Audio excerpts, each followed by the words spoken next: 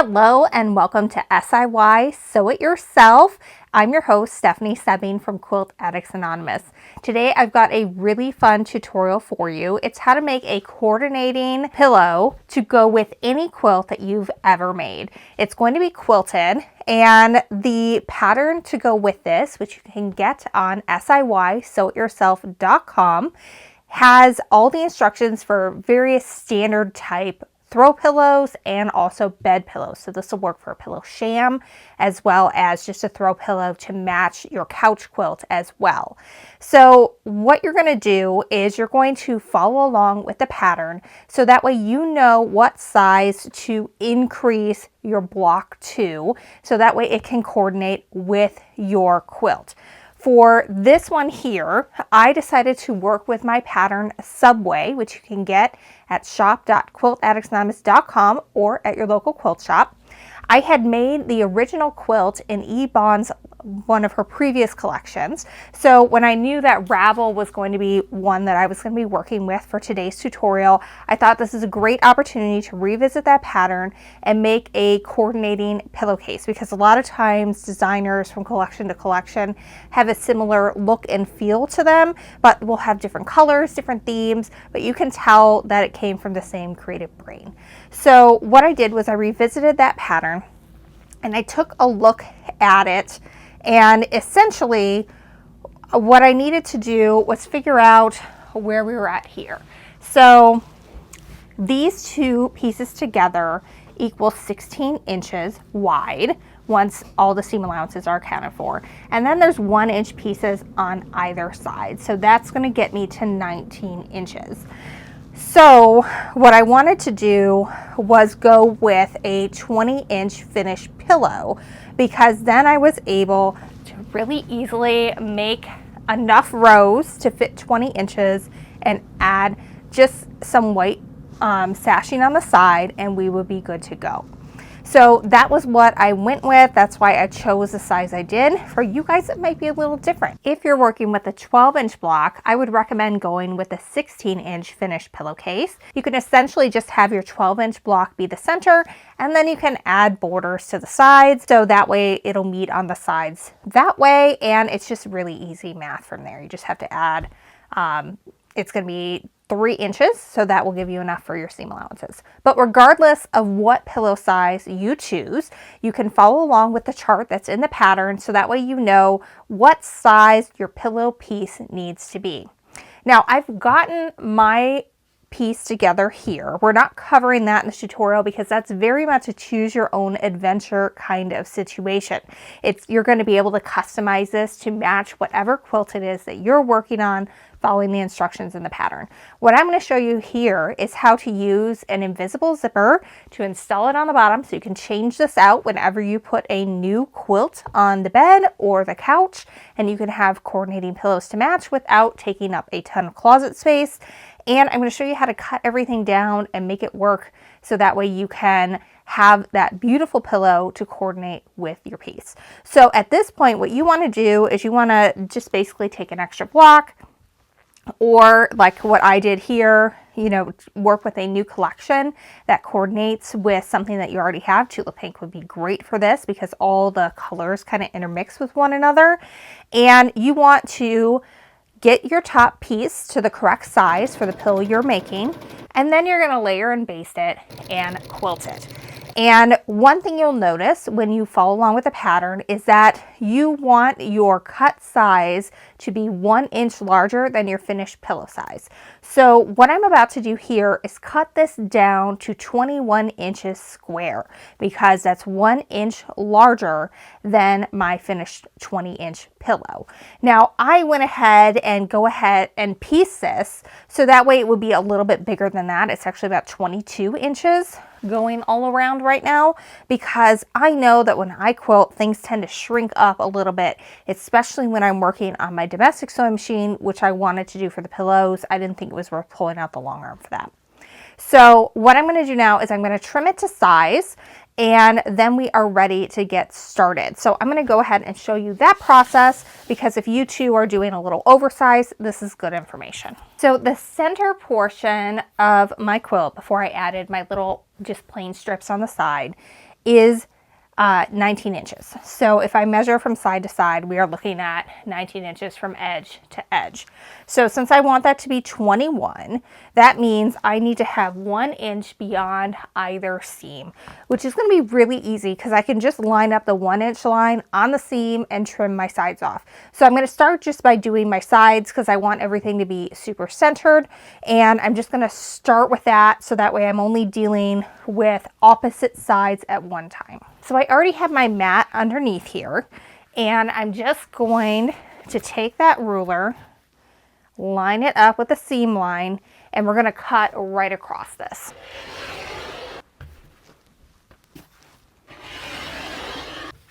All right, so now that my edges measure 21 inches, so 1 inch larger than the finished size of my pillow, I'm going to go ahead and measure the other side so I can get the top and bottom trimmed as well. So when I measure this and I center it, we are looking at about 5/8 of an inch on either side. And it's important that you measure both because when I was working on the other half of the pillow, so for the back side, it was 3/4 of an inch. So make sure you're measuring both sides separately because things change. Fabric is not something that's always going to stay exactly the same shape, no matter how accurate we are.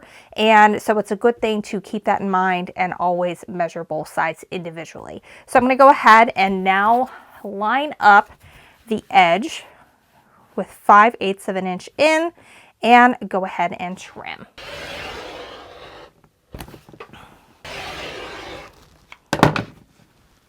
All right, so I've grabbed the other half of my pillow. I decided to make mine double-sided and do an extra quilt pattern on both sides. But I don't know about you, in my house, pillows get turned every which way, so I want it to look pretty no matter what is going on. So at this point, what I'm gonna do is I'm gonna flip these guys right sides together and I'm gonna pin along the bottom only.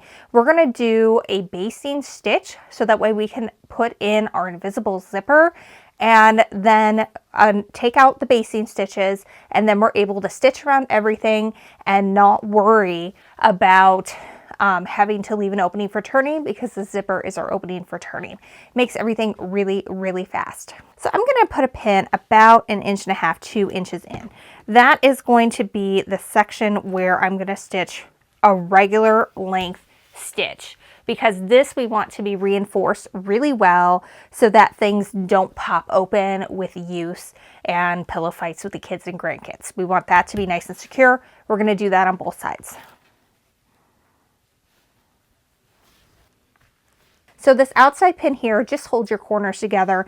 And then the second pin, about 1.5 inches, 2 inches in, that is what reminds you that you need to switch to your basting stitches. Now I'm just gonna put a couple more in just so that everything is eased in really evenly. Everything should be about the same size at this point, but we do make errors, and this is a forgiving project. So if it's not perfect, it's gonna be okay as long as your two halves are close to the same size.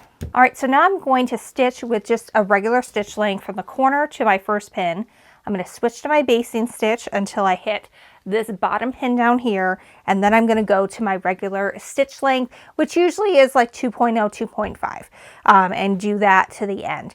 This basting stitch is going to be the longest stitch your machine can handle. Basically, it was going to hold it together long enough for us to get the zipper in, and then we're able to pick it out very easily without too much fuss after that. So that's what we're going to do. We are not doing anything with our other sides at this point. What we want to do before we tackle that is get our zipper installed, because then we don't have to leave an opening for turning, and it's super fast and super easy. Whenever I do home deck projects, I like to use a 1/2 inch seam allowance. So I have my needle in the center position, and then I have my edge of my fabric lined up with the 5/8 inch marking on my sewing machine throat. And then also I have a walking foot on, because just like if we were quilting this or we were putting on binding, we have a lot of layers. We want to move them all at the same pace. So walking foot's pretty critical here. I'm going to go ahead and I'm going to stitch in 3, and I'm going to stitch back to reinforce that. And I'm going to do the same thing when I hit that pin. I'm going to go ahead and remove it so I don't accidentally stitch over it. I'm going to back stitch 3 and then come to where I stopped. And at this point, I'm going to move my stitch length up to as high as it'll go. It's at 5.0 on my machine. And I'm going to keep stitching until I hit the next corner.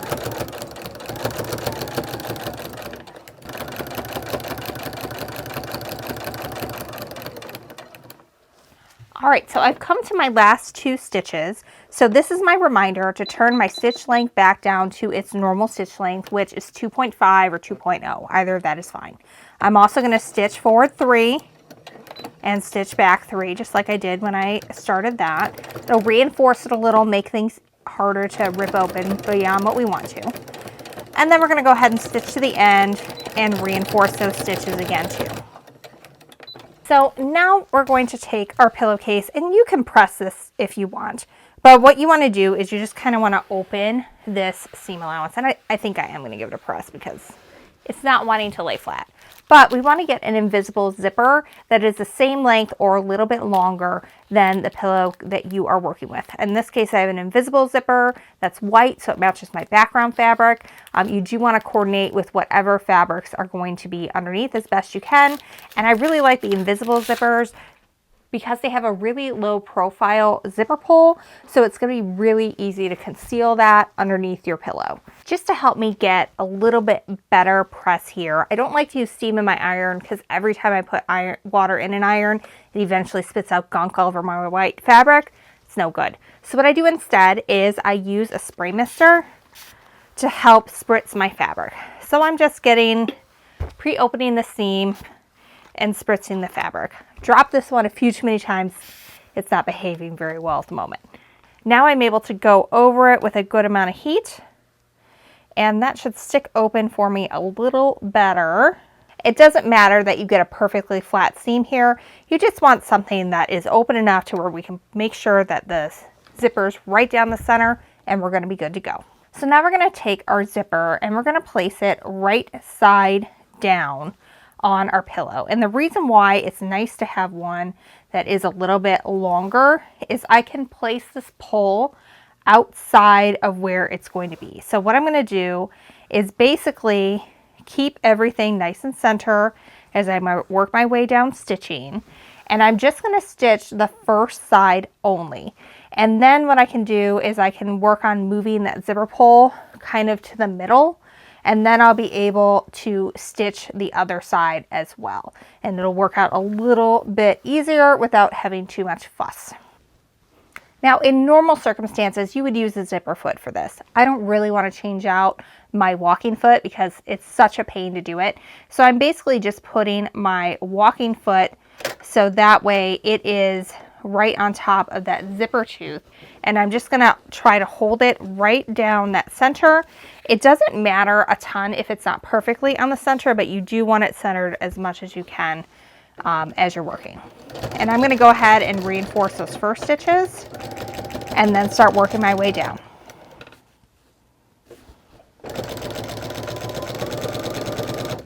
This is not like sewing an invisible zipper into the back of a dress where you have to get it inside the zipper teeth. The point of this is mostly to make sure that this is going to cover on the bottom. And as long as you get that tape to match, you really won't notice if it's coming out a little bit.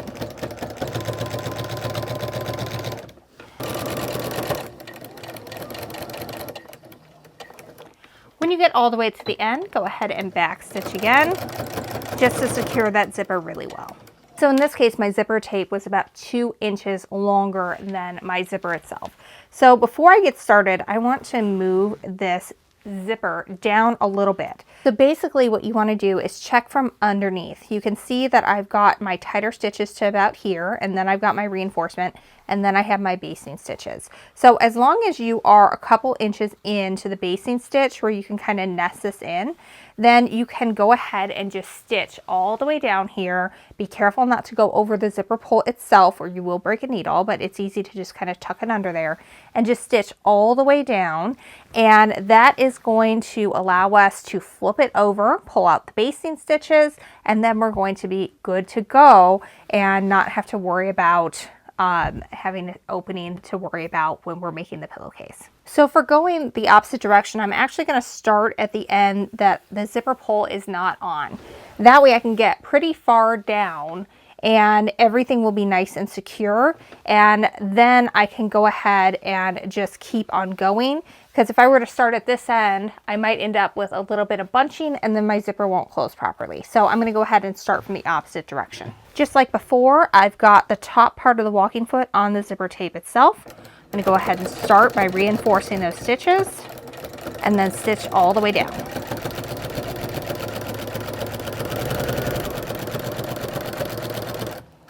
All right, I'm just about to where my zipper pull is. I'm just going to really quickly make sure that my zipper pull is tucked underneath and is way out of the way of the needle. Now, I might get off a little bit here in terms of where my stitching ends up.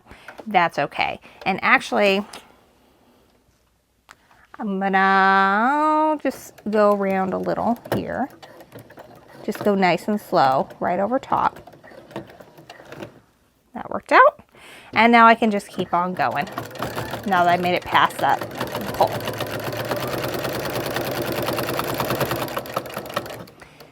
And go ahead and end by reinforcing. So this is where the zipper is, and you can tell from the right side it just looks like another line of quilting. So on the bottom of the pillow, it's just going to be really nice and tidy to work with. So what I'm going to do is I'm going to take my seam ripper and I'm just going to go through the seam. It should come straight off like that. It's really quite easy.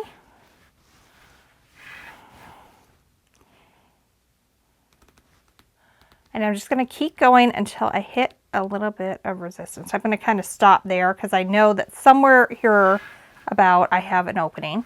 So now I'm going to go the other direction.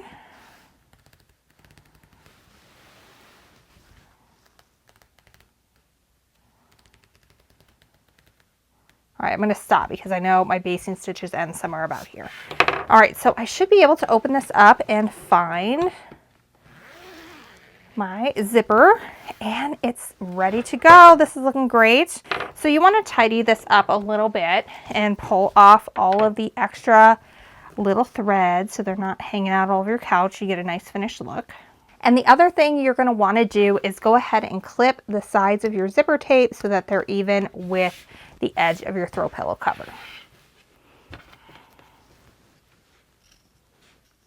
All right, so now we've got a nice opening for turning. We're ready to sew our other 3 sides together and then stuff our pillow form. It really is a fast and easy project. So now we're going to go ahead and put this right sides together with our zipper opening. We're not going to sew on that side, but I am going to go ahead and match up all of my corners here. And in this case, because I have straight line quilting, I'm going to try to match that up as well when I'm pinning, so that way it looks like the quilting wraps around the entire sides of the pillow.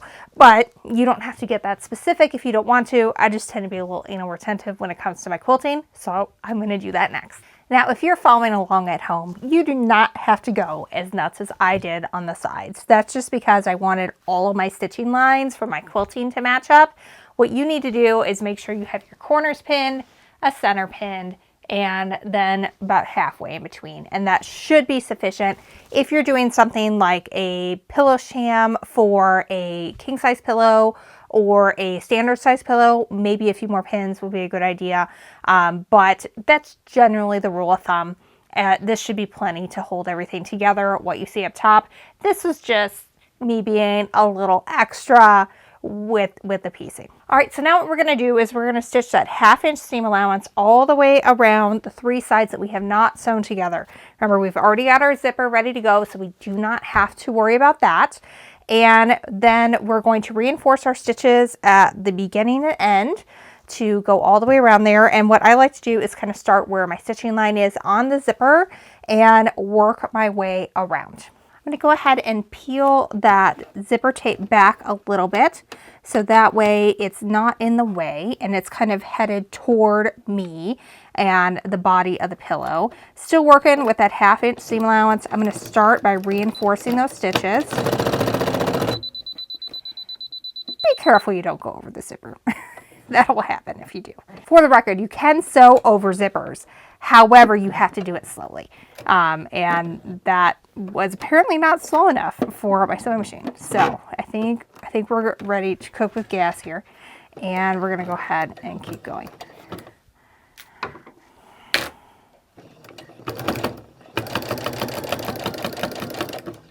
All right, as I approach this corner, I'm generally really aware of where like the 1/4 inch seam allowance is to turn. I'm not so aware as the 1/2 inch. So what I do is I'll stop with my needle down like this, and then I'll turn it to the side, and I gotta do another stitch or 2 because I'm not quite where I need to be. I'll do 2 more. All right, now I'm at 5/8. We are good to keep going.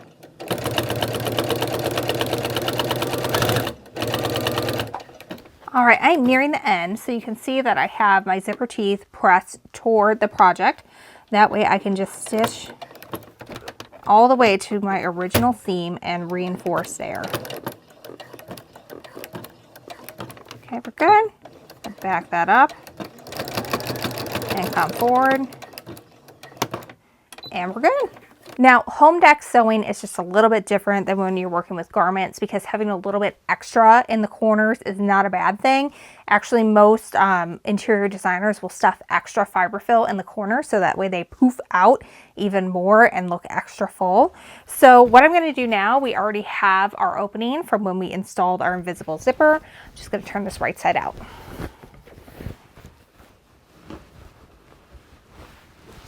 All right, so now we have our throw pillow cover. It has our nice invisible zipper, so we're able to just go ahead and close that.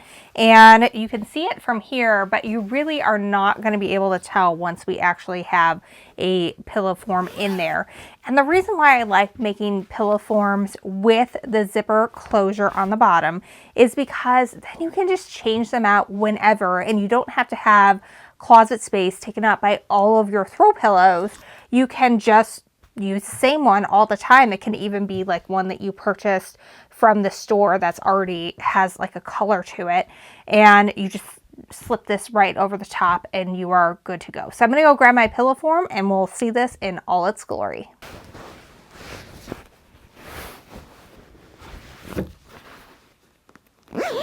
All right, so here we have it. We have our beautiful pillow that is going to coordinate with my quilt that I already made from Ebon's previous collection. This one is using her latest release called Ravel. It's from Free Spirit Fabrics, and you can get it at quilt shops near you. Make sure you check out the SIY participating retailers to find one near you because they're the ones who help make this possible, along with the Jaftex family of fabrics. And that is Free Spirit, Blank, Studio E, and Henry Glass. And bonus points, I did discover when I was making the sample for this one that you would be able to make a lap size of my pattern Subway and a coordinating throw pillow. So you'd be able to have your little couch throw, coordinating pillow. You are going to look like you got it going on. So there's 15 fat quarters in this collection. This is a great way to show off the fabric in my pattern Subway that you can get at shop.quiltaddictsanonymous.com. But this process works with absolutely any pattern that you have for the center. Again, I used a 20-inch pillow, but if you're working with a 12-inch block, then a 16-inch pillow is going to be perfect for you because you can just add some borders, make sure you trim that down to 17 inches, and then you can follow this process. It is going to be super fun, super cute, and I can't wait to see over at the SIY Hub what you guys create using this to match all of your quilted projects. All right, make sure you head on over to SIYSewItYourself.com to get this free pattern to go with the tutorial, so that way you know what size to cut for any size pillow form that is available standardly on the market. So it's going to be super easy. We've done the math for you, and you can follow along with the directions for free while you watch the video. All right, thanks so much, and until next time, happy quilting.